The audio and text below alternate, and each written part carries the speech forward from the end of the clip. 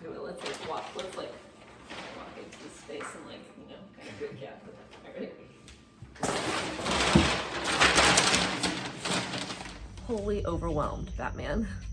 Yesterday, Earl and I decided to go to Barnes & Noble and purchase a big map of the US so that we could start picking out the places that we definitely want to visit when we're on our trip.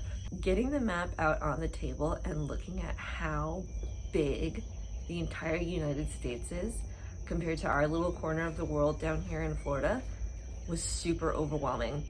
And especially considering that once we finish up at our most northern point of the Mideastern United States, the next place that we want to go is like way out past the middle of the United States and into the Pacific. Now we have considered stopping to see the big Gateway Arch in St. Louis.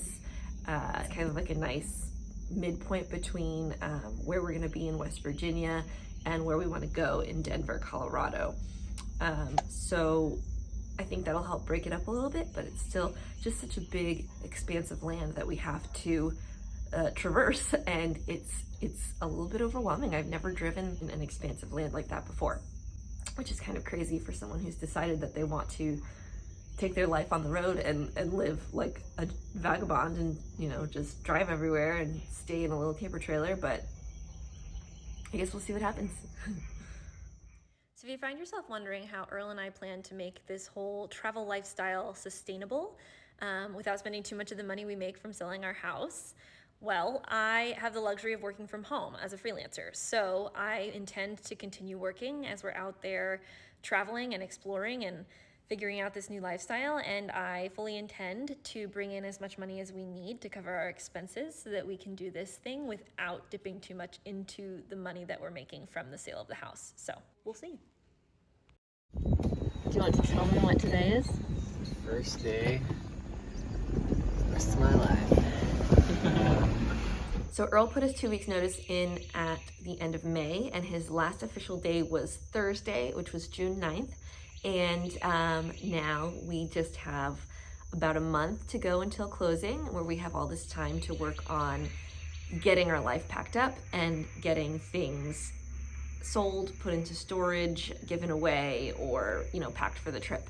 But we're feeling a little restless. We're not sure what we're gonna do with all this time. And, you know, we're just really excited and ready to go. But like I said, we still have a little bit to go. We don't close until July 8th. So last night I had a dream that the people who were buying our house were trying to move in before we had fully moved out.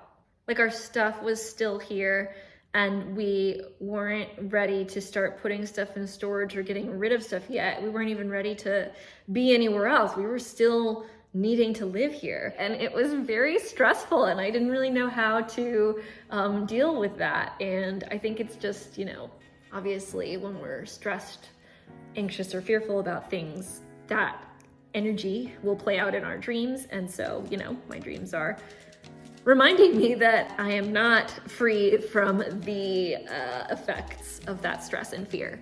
It doesn't mean that I'm not excited or that I don't want to still do this. It just means that I have my reservations. It just means that I'm human. It just means that this is new and it's scary.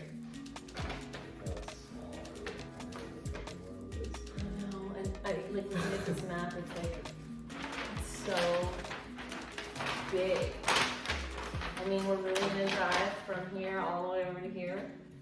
It's crazy. I can't even like fathom.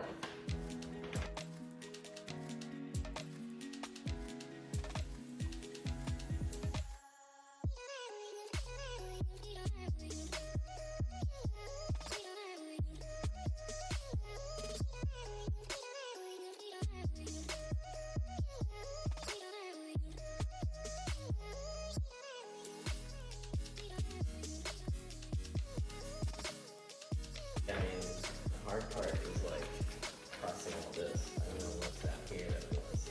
Yeah, we're gonna have to look for some interesting stuff to see out here. You know? Make it part of it. We don't want to just drive, you know? Yeah. All the way through.